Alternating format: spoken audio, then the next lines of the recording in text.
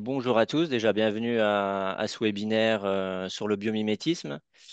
Et donc du coup, c'est moi-même, donc Jason Quedret du pôle de compétitivité Infra 2050 qui va faire le propos introductif. Et après, voilà, on aura le, le suivi, la suite par les différentes présentations qui vont avoir lieu.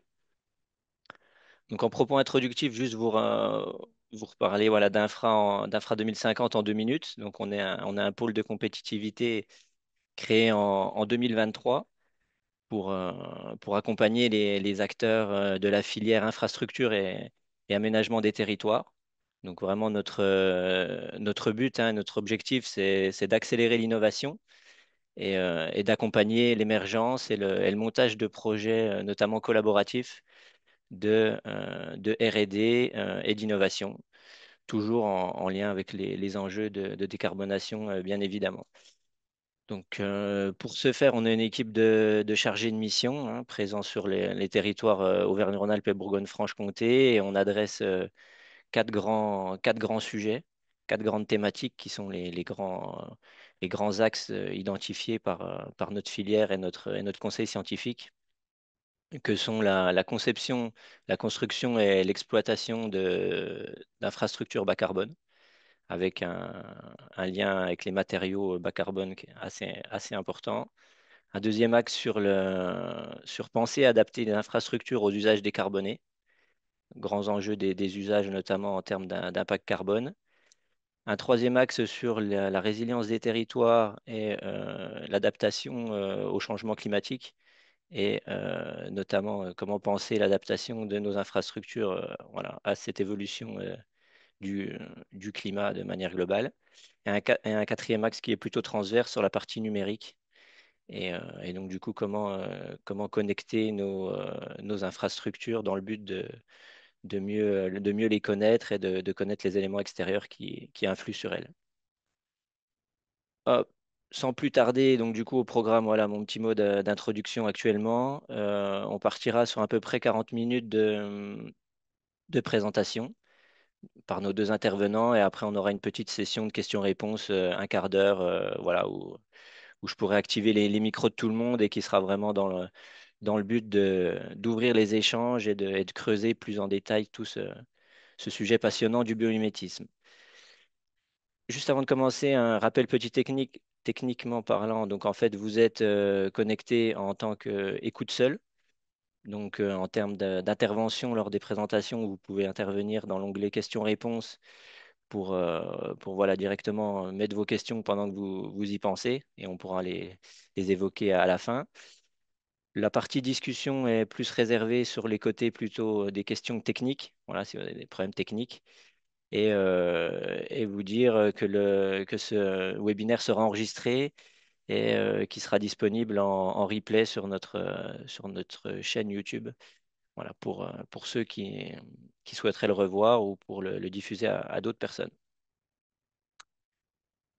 Voilà, du coup, ma dernière slide de présentation donc, pour ce webinaire. Donc, nous avons le plaisir d'accueillir Delphine Matou du CEBIOS, donc du Centre d'études et d'expertise sur le biomimétisme, qui nous en dira un peu plus sur déjà qu'est-ce que le biomimétisme, quels sont les différents accompagnements que porte le CEBIOS, et elle nous présentera quelques petits exemples applicatifs de projets de biomimétisme appliqués à notre secteur d'activité, donc aux travaux publics de manière globale. Et par la suite, du coup, Romuald de Vigier, donc voilà, président de l'entreprise Modulatio, entreprise régionale de Bourgogne-Franche-Comté, qui pourra nous présenter voilà, toute la technologie qu'il a développée sur ces systèmes de moulage de structures alvéolaires. Voilà, donc il nous en dira plus. Donc, deux intervenants et autour d'un sujet passionnant. Voilà, donc j'espère que vous allez pouvoir apprécier. Et en tout cas, n'hésitez pas à interagir dans le chat et a posteriori lors de la phase de questions-réponses. Je leur laisse la main et donc du coup, voilà, je reste à disposition et pour les échanges à la fin du webinaire. Delphine, si je te laisse la main. Merci Jason. Je suis ravie d'être avec vous aujourd'hui, pour vous parler de biomimétisme. Alors j'ai eu quelques problèmes techniques, ce matin, donc vous m'en voudrez pas, mais je vais couper la caméra pour éviter, tout autre bug et mon départ précipité. Voilà, je remettrai la caméra lors des questions-réponses. Donc là, l'idée, c'est de vous montrer comment le biomimétisme peut nous inviter à réinventer nos infrastructures avec le vivant. Je veux bien que tu passes, Jason, merci. Et donc, pour commencer cette intervention, ben, je vous propose de plonger, dans le vivant avec quelques exemples d'organismes vivants assez fascinants. Parce qu'avant tout, le biomimétisme, c'est, explorer ce vivant, le comprendre, s'en émerveiller aussi. Donc là, vous avez 6 exemples d'organismes. Alors le premier en haut à gauche, peut-être que vous connaissez, c'est le tardigrade, qui a eu la chance de partir dans l'espace avec Thomas Pesquet. Alors mi-ourson, mi, poche d'aspirateur. Et ce petit organisme qui est pas plus long, que, 1 millimètre, on le retrouve un petit peu partout, dans des milieux très, très différents, mais le plus souvent dans les mousses et les lichens. En fait, les tardigrades, ils ont la spécificité d'être des animaux extrémophiles. C'est-à-dire qu'ils vont être capables de survivre dans des environnements qui sont, extrêmement hostiles, dans des températures entre, -272 et +150 degrés, à des pressions qui vont jusqu'à 6000 bars, dans des milieux anhydriques ou encore exposés au rayonnement ultraviolet. Et comment ils font pour survivre? Ben, en fait, une fois qu'ils sont privés d'eau et de nourriture, ils se replient en cryptobiose. Donc c'est un état de dormance extrême et plus particulièrement, cet organisme-là, c'est l'anhydrobiose, c'est-à-dire qu'il va complètement se déshydrater, il va rétracter son corps et réduire son métabolisme à presque zéro. Et ce qui est impressionnant, c'est qu'il est capable de rester dans cet état pendant des décennies et de reprendre vie, une fois qu'il est en présence d'eau. Et voilà, ce petit organisme fascinant a inspiré notamment une entreprise sur le développement de solutions pour la conservation, de matériaux biologiques tels que l'ADN et l'ARN. Vous voyez, un tout petit organisme de moins d'un millimètre. 2e exemple que vous devez connaître, hein, le martinet noir, qui est un oiseau, que l'on voit, voilà, assez fréquemment, dans nos jardins. Et en fait, lui, son super pouvoir, si je puis dire, c'est qu'il a une morphologie qui est complètement optimisée pour un vol à très haute vitesse. Il est capable d'atteindre des pointes jusqu'à 200 km/h, grâce à ce profil aérodynamique. Par ailleurs, il peut voler, sans interruption pendant plus de 10 mois, ce qui en fait, un des oiseaux les plus endurants du monde, et il peut parcourir plus d'1 million de kilomètres pendant la durée de sa vie, qui est à peu près de 20 ans. Donc voilà, un petit oiseau, assez commun, finalement, en France, et qui a, des super pouvoirs assez incroyables qui ont inspiré notamment le secteur, des transports. Autre exemple, donc là on part, chez les insectes. Donc ça, c'est une toute petite mouche, qui fait, quelques millimètres, qui s'appelle, Forcipomia, et elle, son super pouvoir, c'est, de battre des ailes à une fréquence qui va jusqu'à 1000 battements par seconde. Donc c'est assez incroyable. Et comment elle fait? En fait, elle a des muscles de vol qui sont asynchrones. C'est-à-dire que ces muscles de vol, ils permettent aux ailes de battre à une fréquence supérieure à celle des impulsions nerveuses. En une seule impulsion, en fait, elle va entraîner la contraction répétée de la fibre musculaire, permettant un battement, beaucoup plus rapide. Et en plus de ça, elle fait entrer son thorax en résonance. Donc ce thorax, il va entrer en résonance lorsque sa fréquence naturelle d'oscillation va correspondre à la fréquence de contraction des muscles, et ce qui va permettre encore plus de décupler, le battement d'ailes. Donc assez impressionnant pour un tout petit insecte, comme ça. 4e exemple que vous connaissez très bien, le lierre, qu'on a tous essayé de décrocher, tant bien que mal, de nos murs. Et en fait, pourquoi on n'arrive pas à les décrocher? Ben, c'est parce que le lierre, il a une double stratégie d'adhésion. Il utilise à la fois des micro-racines qui vont s'accrocher dans les anfractuosités, des murs, des arbres, des rochers, et en plus, il va sécréter une substance qui est un petit peu comme une colle, qui a des pouvoirs d'adhésion qui sont remarquables, puisque avec un seul gramme de cette colle, on peut soutenir jusqu'à 20 tonnes de végétal. 5e exemple, l'ormeau, donc un arthropode, donc c'est le coquillage qu'on peut retrouver notamment sur les côtes bretonnes. Et en fait, ce qui est intéressant dans l'ormeau, c'est, son matériau qui est la nacre, que vous devez connaître, qui a un biocomposite naturel, des plus résistants, et pourtant il est composé à 90 de carbonate de calcium. Donc le carbonate de calcium, c'est la même matière que ce qui compose la craie et pourtant il est extrêmement résistant alors que la craie est friable. Et en fait, c'est bien la structuration du matériau qui va faire ses propriétés de résistance mécanique, puisqu'en fait, son matériau présente une alternance entre des couches molles, qui sont à base de matière organique, et des couches dures, qui sont à base de cette matière minérale qui est le carbonate de calcium, ce qui le rend 1000 fois plus résistant que la craie. Et donc, c'est un matériau qui est aujourd'hui beaucoup exploré dans le milieu des travaux publics et je vous présenterai un exemple un petit peu plus loin dans la présentation. Et dernier exemple, ben, là, on est sur une éponge de mer, le Plectella aspergillum. Et ce qui est incroyable, c'est comment elle fabrique son exosquelette. Donc, elle utilise l'acide silicique qui est présent dans les océans, qu'elle polymérise en verre. Et ce verre-là, elle le fabrique à température ambiante et dans l'eau. Donc, ce qui est assez incroyable hein, quand on connaît les températures que l'on utilise pour fabriquer du verre dans nos usines. Et donc, cette petite éponge, elle le fabrique à température ambiante et dans l'eau. Et en plus, ces fibres présentent des propriétés optiques extrêmement intéressantes parce que voilà, elle a ces propriétés-là tout en ayant une structure qui est extrêmement résistante. Donc, c'est un organisme qui est largement exploré dans le secteur de la fibre optique. Donc voilà, quelques exemples d'inspiration dans le vivant et donc pourquoi on s'inspire du vivant, hein, je l'ai illustré avec ces quelques exemples. Donc là, on a quelques organismes, hein, on a 2 000 000 d'espèces connues, dans le monde, donc vous imaginez, toutes les sources d'inspiration et donc le vivant, c'est 3,8 milliards d'années, d'existence, 3,8 milliards d'années finalement de recherche et développement qui, sont des espèces qui se sont adaptées à des conditions changeantes, à des ressources limitées et de quoi on va s'inspirer? Ben, de la forme. Donc là, vous avez, le martin pêcheur qui a inspiré notamment, le TGV Shinkansen, le TGV le plus rapide qui est au Japon. Les matériaux, j'en parlais avec la nacre, les processus de fabrication comme, pour l'éponge que je vous ai présentée précédemment, mais aussi les interactions. Parce que le vivant, c'est avant tout des interactions entre espèces, entre individus au sein d'une communauté et entre, ces espèces, ces communautés avec leur environnement. Et donc on va aussi réfléchir à cette inspiration à l'échelle des interactions. Je veux bien que tu passes merci. Autre raison de s'inspirer du vivant, bah, parce finalement, quand on regarde ces grands principes, que l'on peut retrouver dans le vivant, finalement, ça constitue un véritable cahier des charges de la durabilité. Donc sur les grands, sujets, qui nous occupent et nous préoccupent, donc celui de l'énergie par exemple, hein, le vivant fonctionne uniquement à l'énergie solaire. Il optimise sa consommation, il va consommer le juste nécessaire par rapport à l'usage qu'il va en faire. Il utilise des sources diversifiées et par ailleurs, ces capteurs, séquestrent le CO2.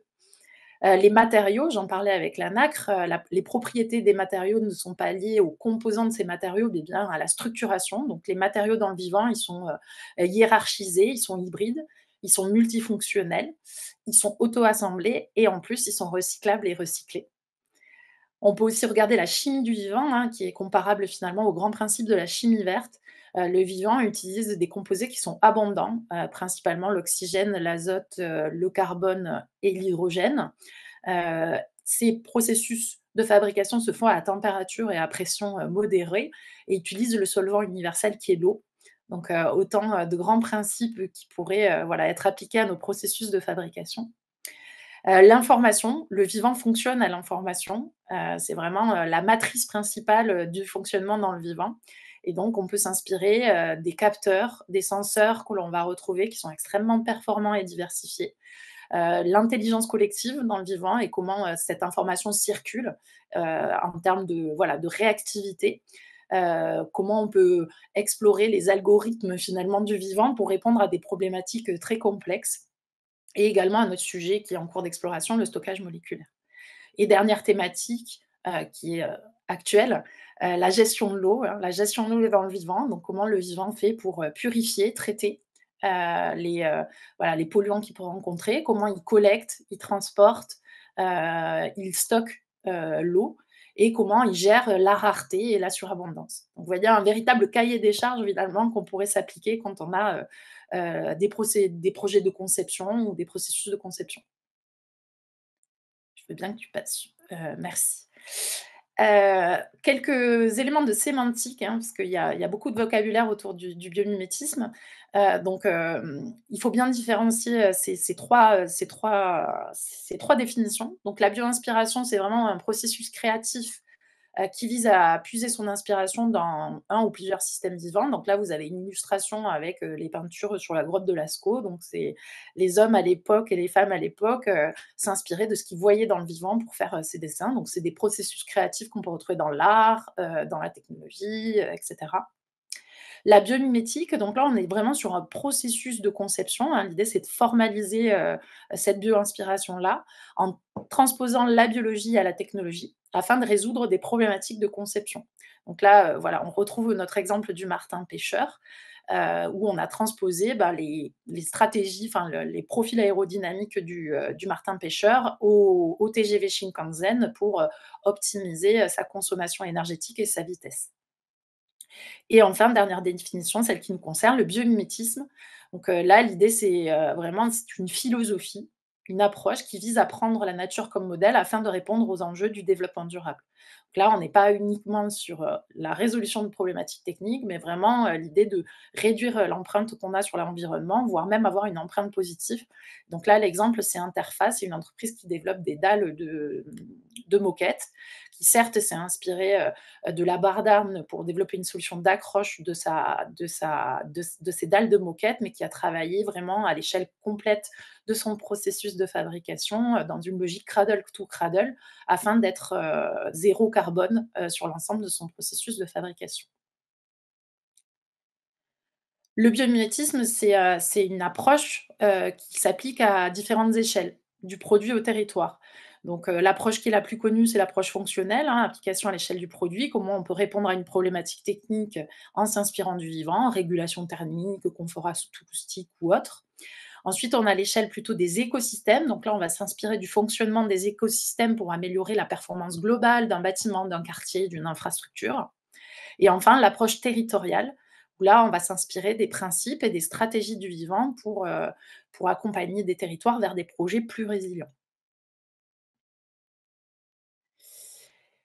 Et le biomimétisme, c'est avant tout remettre le vivant au cœur des stratégies de développement pour tendre vers des stratégies qui soient régénératives. Et donc, on va s'appuyer sur trois piliers, la compréhension du vivant. Voilà, pour s'en inspirer, il faut le comprendre. Ça nous permet aussi de faire évoluer ce rapport au vivant. Innover par le vivant, afin d'améliorer nos conditions de vie humaines, hein, donc développer des solutions techniques, environnementales qui soient au service de nos conditions de vie, mais aussi dans l'objectif de limiter notre impact sur la biosphère et donc de préserver ce vivant. Se préserver ce vivant dont nous sommes dépendants, notamment au travers des services qu'il nous rend, les services écosystémiques, et puis pour pouvoir toujours s'en inspirer. Donc c'est bien ce cercle vertueux qu'on va aller chercher avec le biomimétisme. Et donc pour donner quelques exemples, de projets, notamment appliqués à votre secteur d'activité, un premier exemple qui est un béton autocicatrisant. Donc là, c'est un projet de recherche qui est mené par des chercheurs des universités de Newcastle, de Bath et de Cardiff. Donc ils sont partis du constat que, le vieillissement des infrastructures était un problème économique et environnemental croissant et ils ont proposé une solution bio-inspirée, donc des matériaux qui soient, capables de s'auto-réparer grâce à l'activité métabolique des bactéries. Donc le mécanisme de cicatrisation du béton, elle est basée sur la précipitation du carbonate de calcium qui est induit par les microbes qui comblent les fissures du matériau endommagé. Donc on va inclure dans le béton, des bactéries qui, une fois qu'il y a des fissures et que l'eau pénètre dans le béton, elles vont, s'activer et donc créer enfin précipiter le carbonate de calcium pour boucher finalement ces fissures. Et au-delà de cette approche-là, en fait, ce dont ils se sont aperçus, c'est que, bah, en fait, cette approche de technologie du béton autoréparateur microbien, elle consiste à identifier quelques espèces de bactéries qui sont adaptées à des bétons et des environnements qui sont limités et à optimiser progressivement leur performance. Donc ça conduit souvent à des solutions qui sont difficilement transférables à de nouvelles applications. Ou alors, il faut lancer des campagnes expérimentales qui sont assez coûteuses. Et donc l'équipe de recherche, elle s'est concentrée sur le développement d'une base de données qui permet de prédire les combinaisons les plus prometteuses de bactéries et de béton, et les compositions chimiques spécifiques à l'application du béton du milieu environnement pour faciliter le transfert à des applications dans divers environnements. Donc voilà, ils ont créé un outil de simulation des conditions dans lesquelles le béton va être appliqué, l'environnement dans lequel il va être appliqué, pour identifier la combinaison de bactéries qui est la plus adaptée pour le béton donné. Et une application de ce principe du béton autocicatrisant, autoréparant, c'est Biocalcis. Donc c'est Soltange Bachi qui a développé cette solution-là. Donc c'est ce que je vous disais, un procédé de calcification bactérienne pour ces bétons. Et en fait, donc c'est aujourd'hui, elle l'utilise dans différentes applications pour la restauration de murs de soutènement, pour l'atténuation de la liquéfaction des sols, pour prévenir l'érosion interne des talus et des pentes, pour les murs de quai, pour le raidissement des sols ou pour la restauration d'œuvres d'art en pierre et de monuments historiques. Donc, voyez, le même concept, le même principe que la solution précédente qui a été appliquée sur différents ouvrages pour permettre cette autoréparation à partir de bactéries. Un autre exemple d'application du biomimétisme, toujours dans le secteur du béton, ce sont les bétons sans granulats. Donc là, c'est un projet de recherche qui est porté par un laboratoire de l'Université de Pau et des Pays de la Dour, le laboratoire des fluides complexes et leurs réservoirs, le LFCR. Et donc, en fait, le laboratoire, il a travaillé avec 3 espèces d'huîtres, 2 types d'huîtres qu'on peut retrouver en Polynésie, qui sont composées d'aragonite, et des huîtres comestibles qu'on va retrouver en métropole, notamment sur le bassin d'Arcachon, en Bretagne ou en Normandie, qui, elles, sont composées de calcite. Et donc, comme je le disais, donc ces matériaux sont des biocomposites qui sont extrêmement résistants mécaniquement. Et donc, ce laboratoire de recherche a développé des bétons en fait qui valorisent ces déchets d'huîtres. L'idée, c'est de remplacer le squelette granulaire, donc les sables, les cailloux qui composent le béton, par 100% de coquillages broyés, donc finalement des déchets de la filière conchilicole. Et en fait, ces coquillages broyés permettent d'obtenir les mêmes propriétés mécaniques que des bétons classiquement constitués et permettent d'avoir des bétons de structure.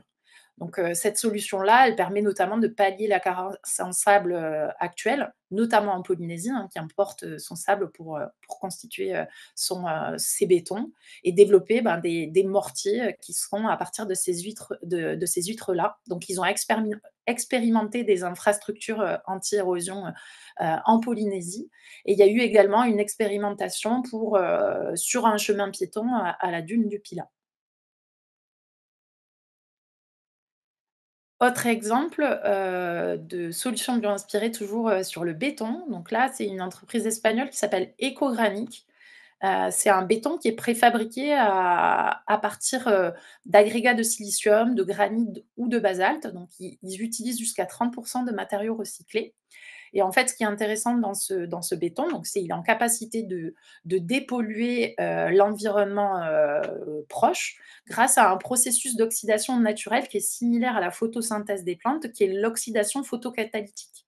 Donc en fait, la surface d'échogranique, donc de ce pavé, contient un catalyseur qui est activé lorsqu'il est exposé à la lumière naturelle. Et en fait, ce catalyseur, une fois qu'il est activé, il va décomposer les NOx et les COV en nitrates et en composés qui sont inoffensifs comme l'eau et le dioxyde de carbone. Donc ce processus, en fait, il permet de lutter contre les pollutions qu'on rencontre le plus fréquemment dans l'air dans nos zones urbaines. Ce sont bien évidemment des outils additionnels, hein. Il faut changer nos modes de vie pour limiter nos émissions et donc améliorer la qualité de l'air. Mais c'est une solution qui aujourd'hui est commercialisée. Cette oxydation photocatalytique a fait ses preuves puisqu'ils ont mené des tests avec un laboratoire indépendant en Hollande qui a montré bah, en labo qu'il y avait 80% de dégradation de l'oxyde d'azote. Et les expérimentations qu'ils ont pu mener, les différents projets d'installation de ces dalles, ont montré qu'ils pouvaient atteindre jusqu'à 70% de dépollution, d'élimination de ce dioxyde d'azote. Par ailleurs, la durée de vie de ces bétons-là est de plus de 25 ans, donc voilà, pas besoin de les changer tous les 5 à 10 ans. Un autre exemple, donc là, on parlait, de l'information, un algorithme bio-inspiré, donc c'est un algorithme phyllotaxique. La phyllotaxie, c'est, la répartition, des feuilles, des rameaux autour d'une tige, donc elle est, systématiquement la même, dans les plantes et donc ça, c'est, un algorithme qui a été, développé par un cabinet d'architecture qui s'appelle In Situ, avec un laboratoire de recherche en biologie végétale et donc cet algorithme, il l'applique, à l'échelle, des quartiers et donc à l'instar des feuilles d'une plante, les appartements, bah, vont bénéficier d'un ensoleillement direct, optimisé. Donc ce bénéfice, il est double parce qu'il permet de réduire de façon significative la consommation énergétique, des bâtiments. Donc avec 6 heures d'exposition directe, on peut avoir 50 d'économie de chauffage. Avec 4 heures, on a 25 d'économie de chauffage et par ailleurs, l'accès à la lumière naturelle a un effet positif sur la santé, hein, c'est ce qu'on appelle la biophilie. Donc ça permet de diminuer le stress par ces vues optimisées, sur un cadre naturel. Je Merci Jason. Donc là, on fait un focus sur les infrastructures vertes, hein. C'est, voilà, des infrastructures écologiques. Ça, c'est un projet qui a été développé par Suez, les zones libellules, je ne sais pas si vous connaissez? Donc ce sont, des espèces aménagées qui sont en aval des stations d'épuration, des stations de traitement des eaux usées, et qui, finalement reproduisent le fonctionnement des zones naturelles humides. À la fois le fonctionnement biogéochimique, hydrologique et l'accueil de la biodiversité. Et donc cette zone libellule, elle permet d'éliminer 80 des micropolluants qui sont déversés dans les cours d'eau et elle contribue également à lisser les débits et favoriser l'accueil de la biodiversité. Les effluents en fait qui sortent de la station d'épuration s'écoulent par gravité dans plusieurs compartiments végétalisés successifs pendant une dizaine de jours et donc ça permet de combiner différentes voies d'élimination des polluants, décantation, photolyse, biodégradation. Donc il y a plusieurs centaines d'espèces végétales qui sont, sélectionnées en fonction de leur capacité épuratoire et de leur intérêt écologique et donc ces zones, elles peuvent aller d'une centaine de mètres carrés à plusieurs hectares selon, voilà la quantité, d'eau à dépolluer. Un autre exemple à l'échelle de l'infrastructure bâtie cette fois, là c'est le groupe scolaire des sciences et de la biodiversité qui a été conçu par l'agence d'architecture Chartier-Dalix, qui est basée à Boulogne-Billancourt. Et donc là, ce qui est intéressant, c'est vraiment, comment ils ont pu, favoriser l'accueil de la biodiversité sur ce bâtiment-là. Donc avec 4 différents milieux d'accueil de la flore, donc pieds de mur, donc espace de pleine terre, les murs, et la toiture avec jusqu'à 1,5 m de pleine terre et sur cette toiture, donc c'est 1 650 m² de jardin sur les toits, il y a 2 milieux qui sont accueillis, la prairie et la forêt. Donc, voilà, c'est vraiment une continuité écologique qui a été recherchée entre les toits, les murs, et le sol et également avec la trame verte, de la commune et ce qui est intéressant ici, au-delà de la toiture et de l'espace de pleine terre, c'est comment les murs ont été développés.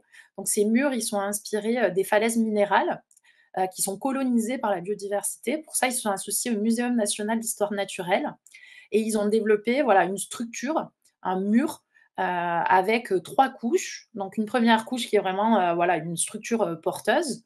Une deuxième couche qui accueille les nutriments et l'eau et une troisième couche qui va accueillir, la biodiversité et en plus, donc ils ont travaillé sur la disposition en quinconce de ces différents blocs de béton pour favoriser, bah, les interstices, les fissures, les infractuosités permettant, voilà, l'accueil de la végétation, des oiseaux et des insectes. Donc ils ont mis en place un suivi écologique, qui a montré qu'il y avait 114 espèces qui ont été recensées, sur le site, dont 70 sont des espèces qui sont arrivées spontanément, donc qui ne sont pas issues de plantations d'origine. Donc là, ce qui est intéressant, c'est qu'on n'est pas sur une structure qui est végétalisée, mais une vraie structure vivante qui va évoluer, qui nécessite peu d'entretien et voilà, qui accueille spontanément, des nouvelles espèces. Un autre exemple à l'échelle de l'infrastructure, bâtie, donc là, c'est, l'agence d'architecture Béchu et Associés, voilà, qui avait un projet de conception d'un bâtiment, à Nice et donc ils ont cherché à identifier des espèces biologiques qui sont soumises à des ensoleillements importants, sans possibilité de se déplacer afin de se mettre à l'abri et pour lesquelles la régulation thermique était une contrainte vitale. L'idée étant, voilà, d'être sur des espèces dont le climat est similaire au climat, du projet, donc Nice. Et donc, les recherches qu'ils ont effectuées les ont, portés vers, des plantes plutôt des milieux désertiques et notamment la famille des cactus. Et donc parmi cette famille de cactus, ils ont, voilà, le phérocactus a retenu leur attention parce que c'est une espèce qui est, voilà, indigène, de ce territoire méditerranéen. Il s'épanouit dans le sud de la France, il résiste à l'absence d'eau, aux chaleurs intenses, mais aussi aux gels modérés.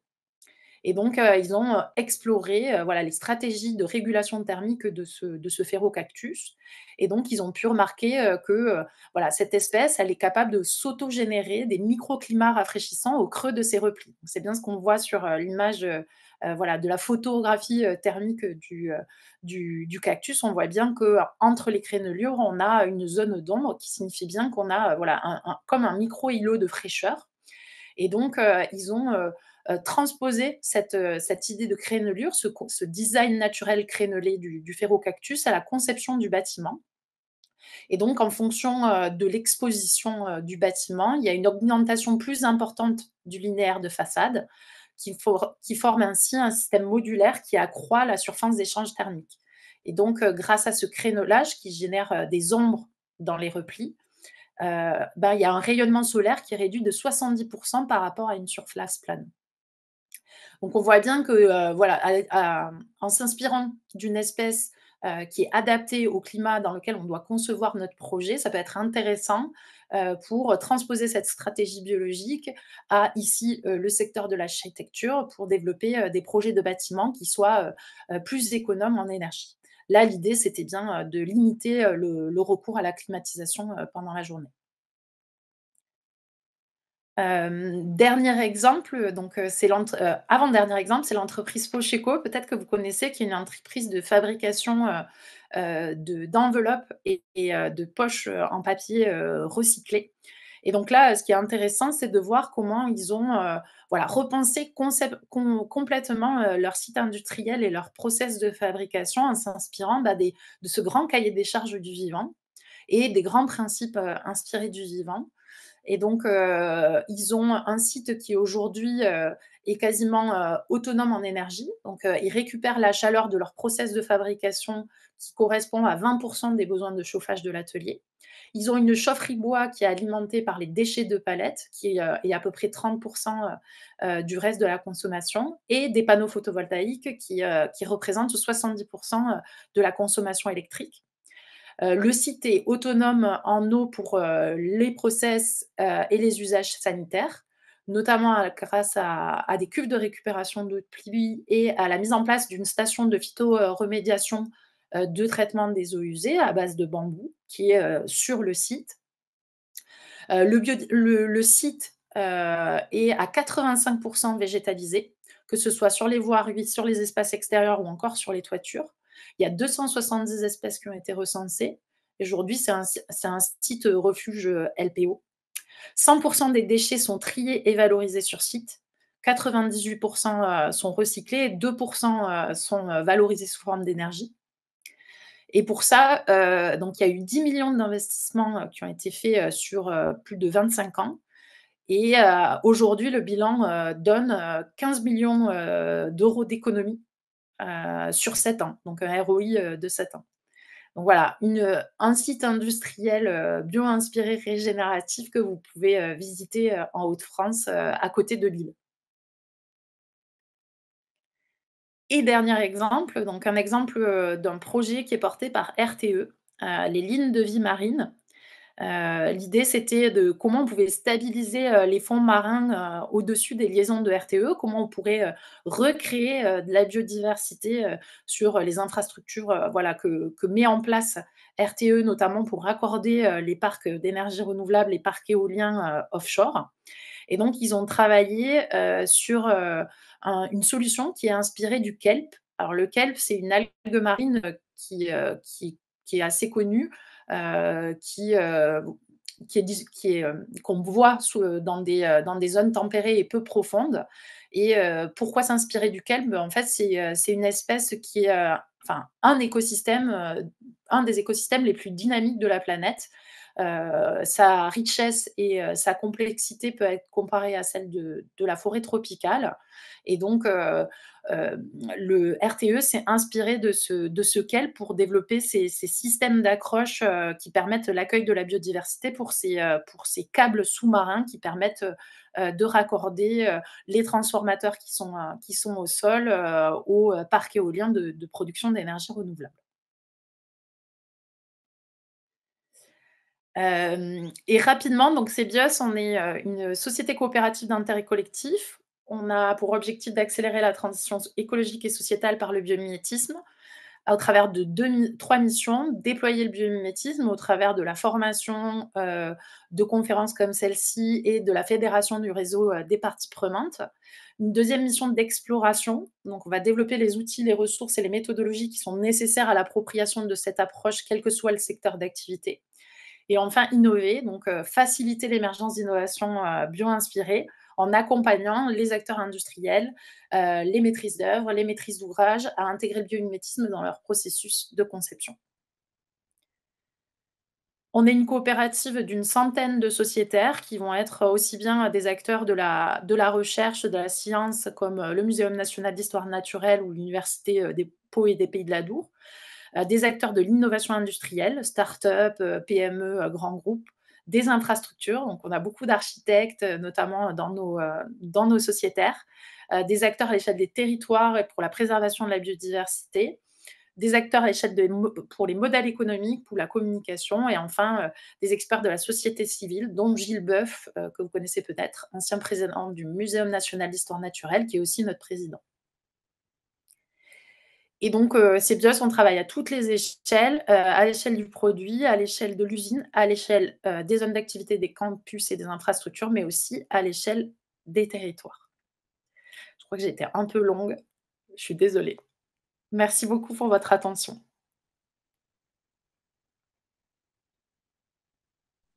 Bah, merci Delphine pour ta présentation.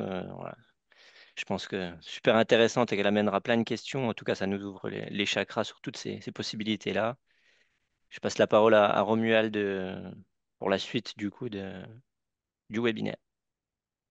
Bonjour à tous. Donc, Romuald Vigier, après le tour d'horizon très large que nous a fait Delphine, je vous propose de faire une petite focale sur un exemple particulier qui est sur une des choses dont Delphine nous a parlé tout à l'heure, qui est plus l'organisation de la matière. Voilà, donc, Modulatio, ma société, nous développons un procédé de moulage de structures biomimétiques. Ce que vous voyez à l'écran, c'est une structure osseuse au milieu. Et on imite ces structures soit en béton, c'est ce que vous voyez en bas, soit en métal, c'est ce que vous voyez en haut de l'écran. Si tu veux passer à la slide suivante, Jason, merci. Alors, qu'est-ce que c'est que des structures architecturées? Le principe, c'est celui qui consiste à dire que un matériau peut voir ses caractéristiques être modifiées par son organisation spatiale. Alors, l'exemple le plus bête, c'est celui de la tôle, hein. Si vous prenez une tôle fine, plate, c'est assez souple. Et si vous transformez cette tôle en l'ondulant, eh bien, une tôle ondulée, ça a plus de nerfs, c'est plus rigide. Voilà, donc ça, c'est un exemple très, très basique. Les structures architecturées sont des exemples qui sont un peu plus complexes parce que tridimensionnels, en règle générale, et on les trouve extrêmement couramment dans le monde vivant, d'où le lien avec le biomimétisme. Un exemple que vous connaissez tous, qui est celui du nid d'abeille, hein, vous voyez en bas de l'écran en orange. C'est un exemple qui est effectivement très présent dans le monde vivant, mais qui est aussi très présent aujourd'hui dans les constructions humaines, que vous trouvez dans, par exemple, des panneaux de portes, hein. Il y a beaucoup de nos portes dans les bâtiments qui sont faites la structure est en carton. Le carton en question reprend la structure d'un nid d'abeille. Ça permet d'utiliser peu de matière, de ne pas être très lourd, mais en même temps d'avoir une bonne résistance mécanique. Vous avez ensuite au-dessus l'exemple en gris-blanc, c'est quelque chose dont Delphine nous a parlé tout à l'heure. Alors, je ne vais pas utiliser le terme scientifique comme elle l'a fait, je lui ai donné son nom commun qui est la corbeille de Vénus, donc cette éponge marine dont Delphine nous parlait tout à l'heure. qui effectivement est capable de fabriquer du verre sans changer de température, ce qui est assez extraordinaire en soi. Mais en plus, cette structure, son exosquelette est particulièrement résistant, à tel point qu'aujourd'hui, il y a des groupes de scientifiques qui l'étudient pour faire des structures antisismiques. Et ça, c'est pas dû à enfin, c'est pas dû à la chimie du matériau, c'est dû à son organisation spatiale.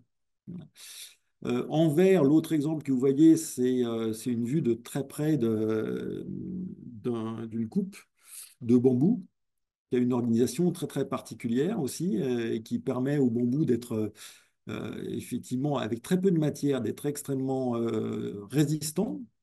Et à tel point qu'on voit encore aujourd'hui en Asie des échafaudages, même de grande hauteur, qui sont réalisés exclusivement en bambou. Voilà. Donc dans le vivant, ces structures sont omniprésentes et elles sont aussi polyvalentes. Hein. Elles ont, tout à l'heure, Delphine nous le disait, on retrouve, il y a un des principes qu'on retrouve dans le monde vivant qui est la multifonctionnalité. Et là, on a un très bon exemple avec le bec du toucan. Alors, le toucan, c'est un oiseau qui vole très bien. Hein. Il n'a pas du tout de problème pour voler, bien que son bec représente un tiers de sa taille. Alors, comment il arrive à faire ça? Eh ben, c'est assez simple. Bien que le bec fasse un tiers de sa taille, ça n'est que 7% de son poids. Donc, ça ne le déséquilibre absolument pas. Pour autant, son bec lui sert à beaucoup de choses différentes. Déjà, ça lui sert pour se nourrir, bien sûr. Il est capable de casser des noix avec son bec, ce qui demande quand même à ce que le bec soit capable de résister à des forces de compression importantes. Ça lui sert aussi d'instrument de défense. Et ça lui sert surtout comme radiateur. C'est-à-dire que le toucan vit dans des zones qui sont assez chaudes. Et c'est son système d'échange thermique, c'est son bec. Alors, comment ça fonctionne? Comment il arrive à faire tout ça en même temps avec son bec? Eh bien, c'est en utilisant ces structures dites architecturées, que vous voyez donc sur la coupe de ce bec, qui sont plus ou moins complexes, dont la densité varie selon la zone du bec et dont la forme varie selon la zone du bec. Alors, avec très très peu de matière, en réalité, il arrive à avoir quelque chose qui est à la fois léger, solide et qui permet de grands échanges thermiques. Si on peut passer à la, Alors, ces structures, on les retrouve ailleurs dans le monde vivant, et quand je dis ailleurs, bah, il n'y a pas besoin de chercher loin, on les retrouve dans notre propre squelette. Alors, l'os que vous voyez à l'écran n'est pas un os humain, c'est un os d'oiseau, mais le principe est exactement le même. Vous voyez au bout de l'os, vous voyez une structure qui ressemble grosso modo à une éponge. C'est assez comparable, effectivement, à un nid d'abeille, par exemple. Ce sont des structures qui résistent très bien aux efforts de compression, notamment. Et puis sur la longueur de l'os, la structure ressemble plus à des bâtonnets ou à des poutres. Et là, c'est beaucoup plus adapté à des efforts qui sont sur la longueur de l'os, qui sont des efforts plus de type de flexion. Alors, comment une entreprise va pouvoir utiliser le biomimétisme? Comment elle va pouvoir s'en inspirer pour en faire quelque chose de concret dans la fabrication humaine? Eh bien, on a un exemple. C'est un travail qu'on mène avec la société Holcim sur des ponts routiers. Ah, restons sur la slide si tu veux bien. Voilà, juste un instant. Ce que vous voyez, la structure que vous voyez en dessous de l'os est la structure interne d'un tablier de pont routier. Euh, Vous avez au bout, là où il y a l'éculé, vous avez un effort tranchant qui est important. Et on va reprendre pour le coup une structure qui est typique des structures alvéolaires, c'est un nid d'abeille. Par contre, sur la longueur du tablier, on reprend ces structures dites lattices, hein, des structures en treillis, ce sont les treillis tridimensionnels. Et on va reprendre les efforts qui sont sur le long du tablier grâce à ces structures. On peut passer à la slide suivante cette fois-ci. Alors, vous voyez à la gauche de l'écran, c'est simplement des essais en calcul numérique par élément fini pour voir les efforts qui sont portés sur ce tablier. Et à droite, vous avez un morceau du tablier fabriqué avec deux technologies, une qui est propre à Holcim et une qui est propre à Modulatio, d'où notre partenariat. Alors, quel est l'intérêt de ça? Eh bien, Delphine le disait tout à l'heure, le monde vivant économise beaucoup. Il économise de l'énergie, il économise de la matière aussi. Là, en l'occurrence, ce tablier de pont routier par rapport à un tablier conventionnel utilise 2 fois moins de matière. Qui dit 2 fois moins de matière dit aussi 2 fois moins de poids, évidemment, ce qui a un intérêt sur les fondations, par exemple. Et c'est effectivement quelque chose qui est omniprésent dans le monde vivant, hein. Si vous êtes un prédateur, si vous êtes trop lourd, vous n'arriverez jamais à attraper vos proies. À l'inverse, si vous êtes une proie, vous êtes trop lourd, vous n'échapperez pas à vos prédateurs. Ça, c'est une chose. Et puis, par ailleurs, que vous soyez proie, prédateur, carnivore ou herbivore, si vous devez constituer un squelette qui est plein, eh ben, il va falloir passer votre temps à vous nourrir exclusivement. C'est juste pas possible dans le monde vivant. Donc, les structures, encore une fois, du monde animal ou du monde végétal, les structures sont extrêmement économes en matière. Et l'os que je vous montrais précédemment peut paraître une structure aléatoire, c'est pas du tout le cas, hein. C'est vraiment typiquement les efforts sont, enfin la matière est posée là où il y a des efforts. Donc on est vraiment à un optimum. Et en l'occurrence, il est possible de calculer cet optimum. Par exemple, on travaille en particulier avec un laboratoire scientifique qui a développé un algorithme qui permet de déterminer la meilleure répartition de matière, la meilleure densité de matière en fonction des efforts. Alors c'est le cas, par exemple, sur ce pont, la structure n'est pas aussi dense au milieu qu'elle l'est sur les bords, par exemple. Et c'est applicable évidemment à d'autres cas de figure, hein. Là, l'exemple que je vous ai donné, c'est celui d'un pont parce que c'est plus proche de vos sujets, mais c'est applicable à des tas de cas de figure différents dans des tas de domaines différents.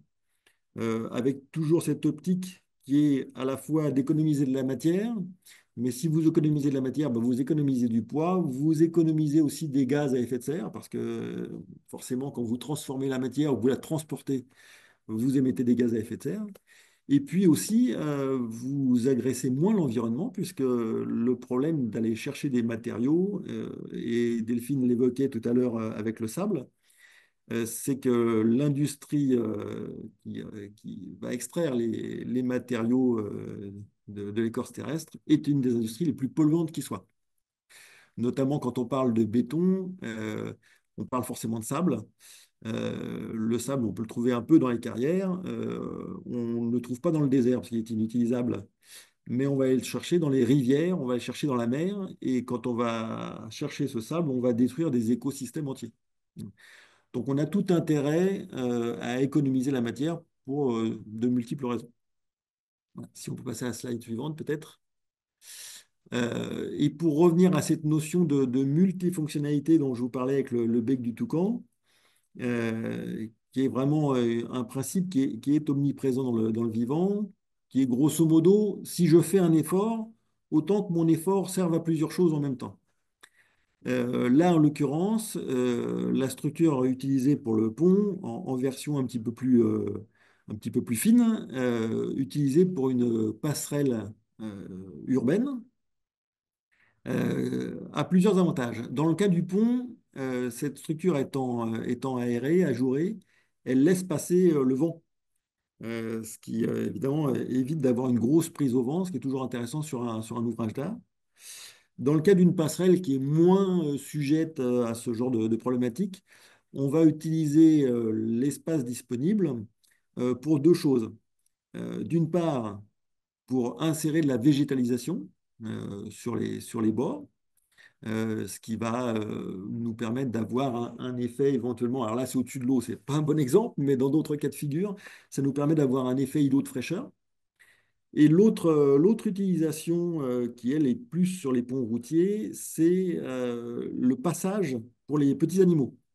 Évidemment, on ne va pas faire passer un sanglier dans le pont, mais pour des petits animaux, ça permet d'avoir un pont qui est à la fois un pont à usage humain et à usage de la biodiversité. Alors, toutes ces structures, notre spécificité pardon, chez Modulatio, c'est la capacité à mouler ces structures. C'est-à-dire que ce n'est pas du tout de l'impression 3D, ce n'est pas de la théorie non plus, c'est réellement des structures qui sont fabricables en série par moulage simple et qui sont réellement inspirées de ce qu'on trouve dans le vivant pour une raison toute simple, c'est que lorsqu'on fait des calculs, on fait des différents designs de structures, on s'aperçoit que les structures qui sont dans le monde biologique sont vraiment les plus performantes qui soient. On atteint des performances qui sont largement supérieures à ce que propose, par exemple, l'optimisation topologique pour ceux qui connaissent. On arrive à des 15 à 20% d'économie de matière supplémentaire pour des caractéristiques mécaniques qui sont équivalentes. Voilà, c'est un exemple de ce qu'une entreprise peut tirer concrètement du biomimétisme. Effectivement, s'inspirer de stratégies qui sont, encore une fois, omniprésentes dans le monde vivant, parce que contrairement à nous, le monde vivant est assez frugal. Alors, il est assez frugal en quantité de matière, mais il est aussi assez frugal en type de matériaux différents.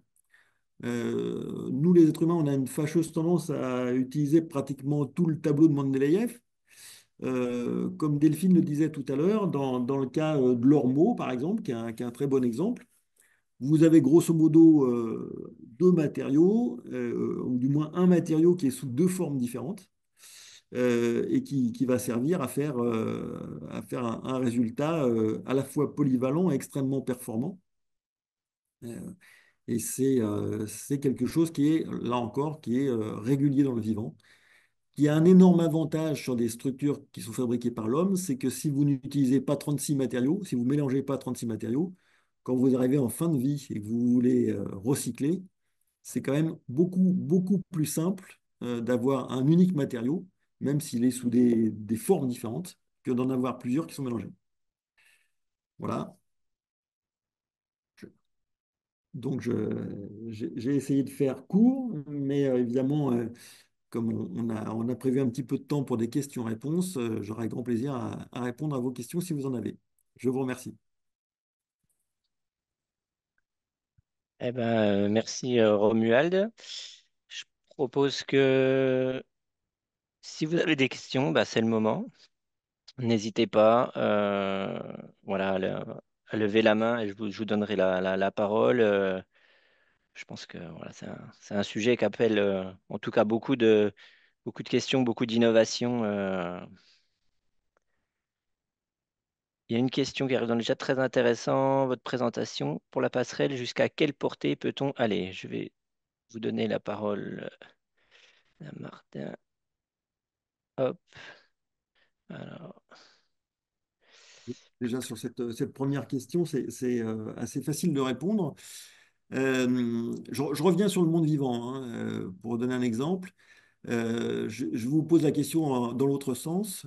Jusqu'à quelle portée peut-on aller avec un bambou? Eh bien, en fait, ça dépend du diamètre de votre bambou. C'est-à-dire que si un bambou doit faire 50 centimètres et porter le poids de quelques feuilles, il n'est pas très épais. Par contre, à la base, vous avez un bambou qui a un plus gros diamètre, qui lui porte d'autres branches qui elles-mêmes portent des feuilles. C'est la même chose sur la passerelle ou sur le pont. En fait, on ne va pas rajouter de la matière pour gagner de la portée, on va augmenter l'épaisseur. Alors l'épaisseur, en fait, c'est la distance entre la partie haute et la partie basse. Pour autant, on n'ajoute pas beaucoup de matière.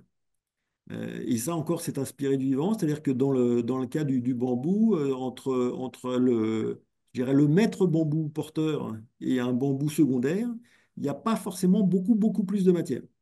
Il y a un diamètre qui est beaucoup plus important, mais pas beaucoup plus de matière. C'est le même principe.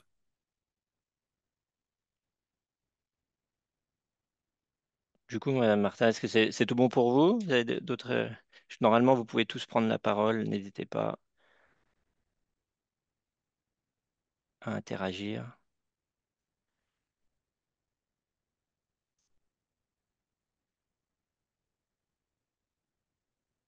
D'autres questions? Est-ce que vous voyez peut-être dans vos métiers respectifs des transpositions sur, voilà, sur des actions, sur des ouvrages, sur des projets que vous portez? Voilà, est-ce que vous avez déjà utilisé peut-être des approches de biomimétisme dans vos travaux, etc. Voilà.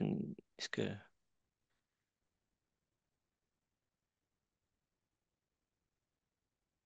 J'avais peut-être une question, je me permets de prendre la parole.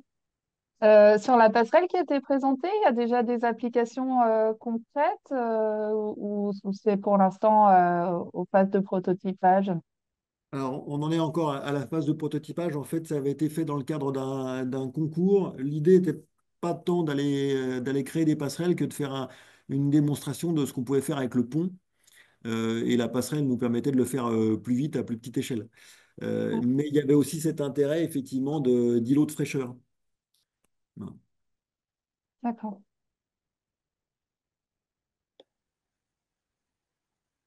Moi, j'ai peut-être une question, Romuald, je te la Ok. pose.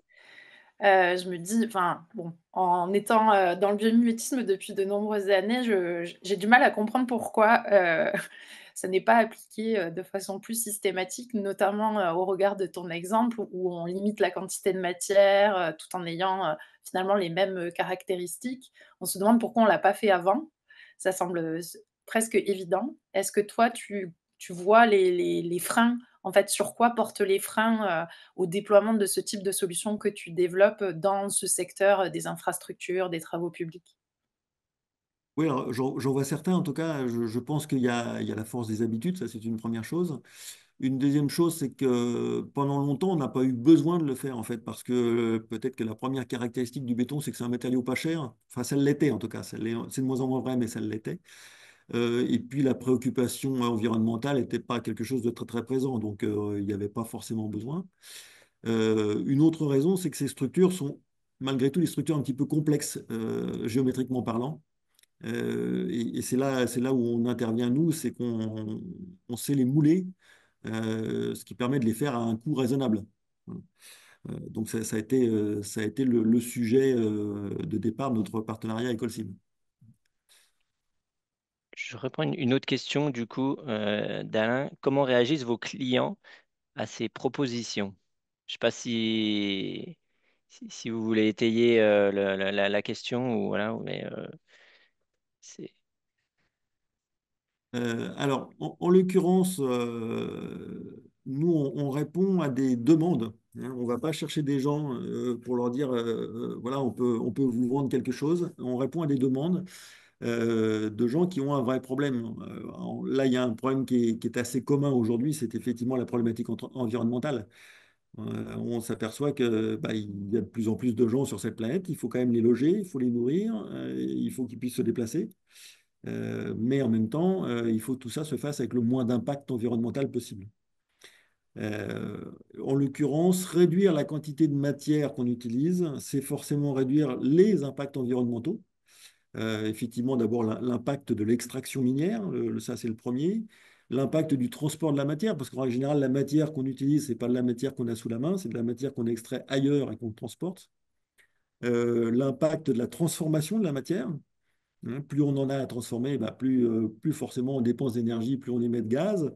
Et puis, il faut bien le voir aussi derrière, l'impact en fin de vie, l'impact du recyclage. Le recyclage n'est pas une opération gratuite, ni en énergie, ni en émissions de gaz à effet de serre.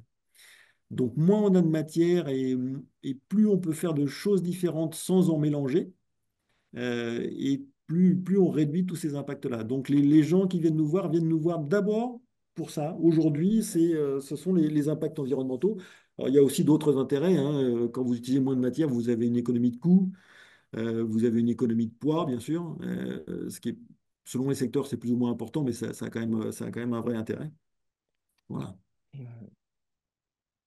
peut-être que du coup, quelle typologie d'acteurs c'est- Alors, nos partenaires peuvent être typiquement des constructeurs.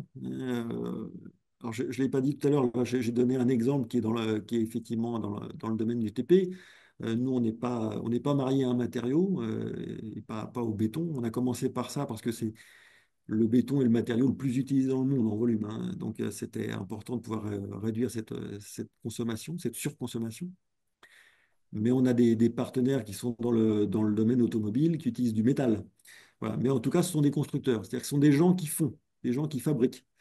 et qui souhaitent, encore une fois, à la fois réduire leurs coûts, réduire plein de choses, mais surtout réduire leur impact environnemental. Ok. Est-ce qu'il y a d'autres questions?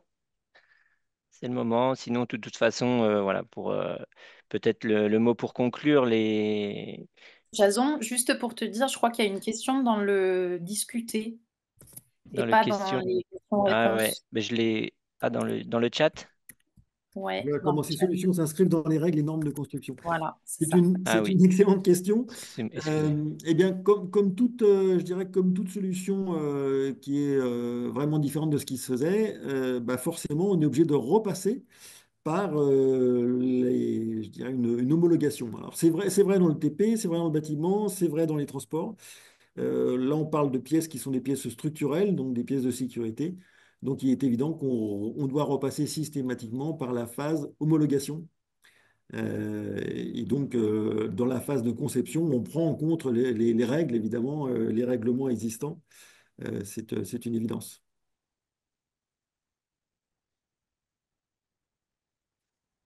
Une autre question pour Modulatio, toujours pour toi, Romuald.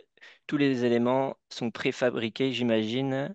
Et deuxième question, y a-t-il d'autres matériaux type plastique recyclé en nid d'abeille? Alors, à la première question, en ce qui nous concerne, oui, on est sur des éléments préfabriqués, tout à fait. Et sur la deuxième question, alors là, c'est plus large que mon cas de figure personnel, hein. Si on regarde tous les gens qui s'intéressent à des structures inspirées du monde vivant, il y en a dans plein de matériaux différents. Je vous donnais l'exemple, alors, sur le nid d'abeille, je vous donnais l'exemple tout à l'heure des portes d'immeubles qui sont souvent avec du nid d'abeille en carton aujourd'hui. Si vous prenez l'avion, il y a de fortes chances que vous marchiez à un moment donné sur un sol qui utilise du nid d'abeille en aluminium. Et lorsque vous allez garer votre voiture dans un parking, s'il est végétalisé, il y a de fortes chances que ce soit à travers un nid d'abeille en polymère. Voilà. Alors c'est vrai pour une nid d'abeille, on peut le voir pour d'autres matériaux. Et effectivement, les structures que nous on le fait aussi dans d'autres matériaux que le béton. La logique est toujours la même, hein. On le voit encore une fois dans le monde vivant. C'est vrai pour de l'animal avec du calcium, ça va être vrai pour du végétal. Le monde vivant utilise peu de matière, toujours en utilisant ces structures-là. Et on a tout à fait, je dirais, nous humains, intérêt à s'en aspirer, à être, si vous me passez l'expression, un petit peu radin sur notre consommation de matière et d'énergie. Super, je vois une question de Charline. Petite question sur le béton réparant. De combien d'années améliore-t-on la durée de vie du béton avec cette solution? Peut-être pour toi, du coup, Delphine. Ouais, alors là, comme ça, je n'ai pas l'information. Je suis en train de regarder. Je sais que c'est un projet qui est relativement récent. Donc, on parle de Biocalcis, j'imagine, de Soltanche-Bachy. Euh, donc, je vais essayer de vous trouver l'info, mais je ne la connais pas. Donc, je préfère pas dire de bêtises. Ouais. Et si du coup il y a eu des approches peut-être durée de vie, analyse de cycle de vie, Ouais, etc. Ouais, je pense que c'est les propos de Charline.